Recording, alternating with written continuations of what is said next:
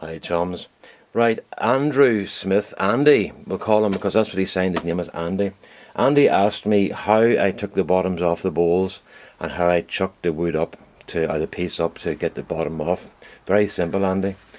I just used one of these here. It's just a piece of old pine cupboard or something. I don't know what it was, and I just flattened it out and put a piece of that router mat stuff on it.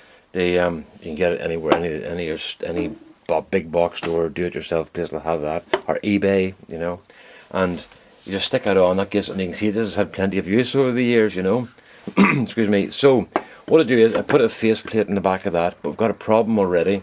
As you can see, the faceplate's quite shallow, and this is quite long here on the spindle. So if I put that on here, it's going to catch the motor over here. So what I use is, these are little spacers that come with chucks when you buy them sometimes.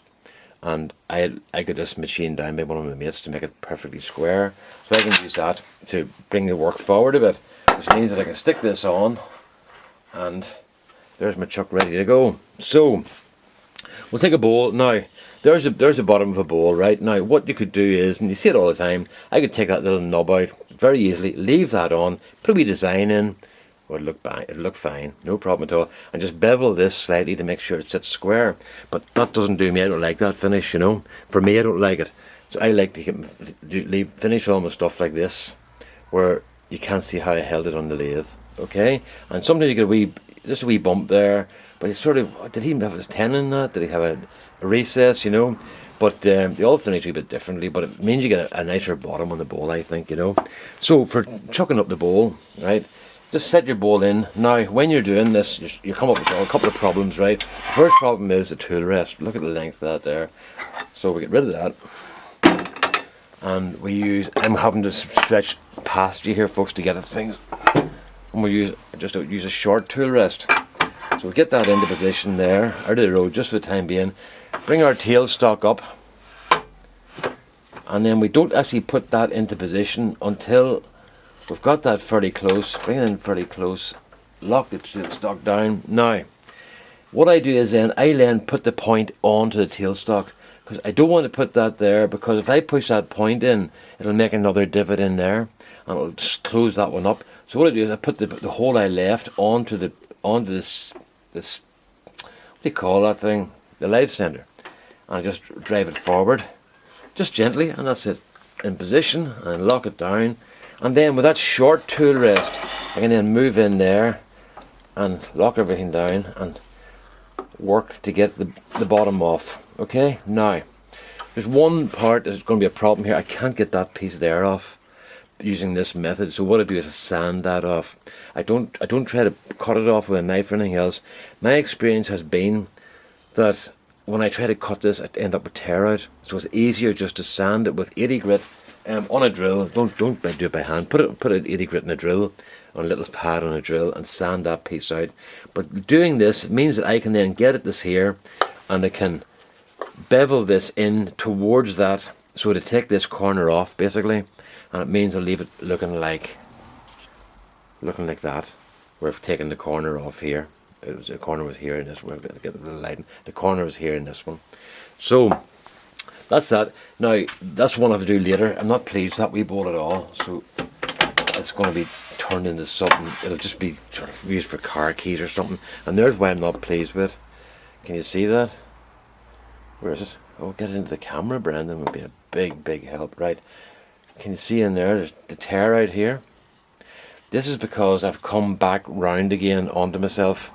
And once you come back in on the end grain, you tend to get that effect when you're trying to hollow end grain at that part, and it's the same on the other side as well. It's kind of torn out. One of the things about doing bowls is something to come up against. I'm doing this piece here now. This is a bowl I've just finished here, and I'm quite pleased with that. It's like sort of wee coloured markings in it and stuff. It's nice. That's sycamore, and then that'll just go on. It doesn't have to be the exact same size. That's a bit bigger than that, but by using this method, I can bring that in. Just drive this forward.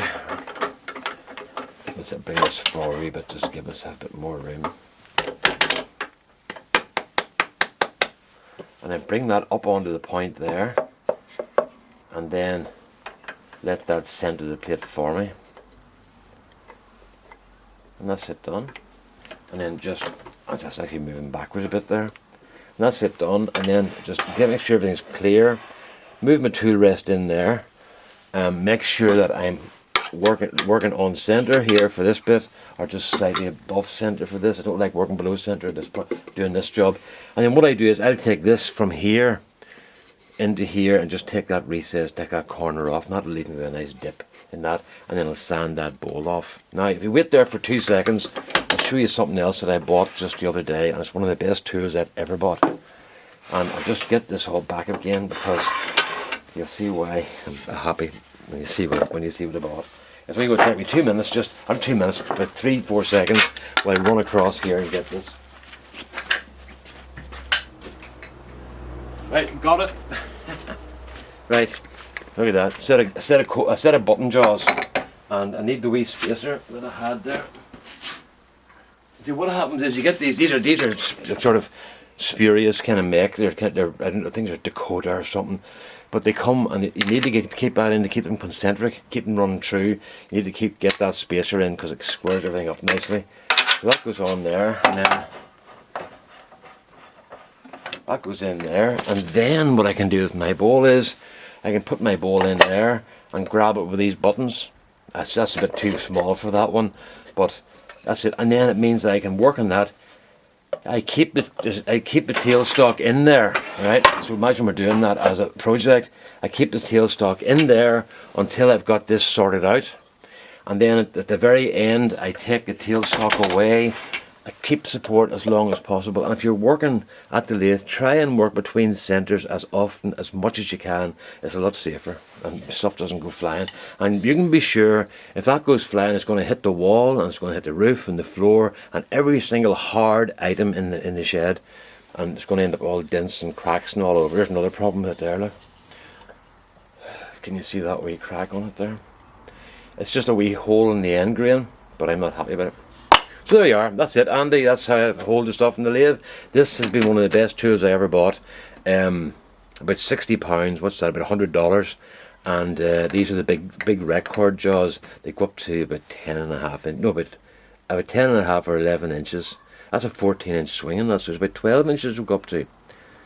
About 12 inches, I suppose. But they don't make anything really big, so that's more than adequate for what I do, and I'm real pleased with those. So I've only been here for around 10 years, and I've only got them now. I should have had them. I can take the bottom off a bowl about 3 times quicker with those than I could before. Okay, so there you go, Andy. That's how I do it. All right then. All the best now. Bye bye.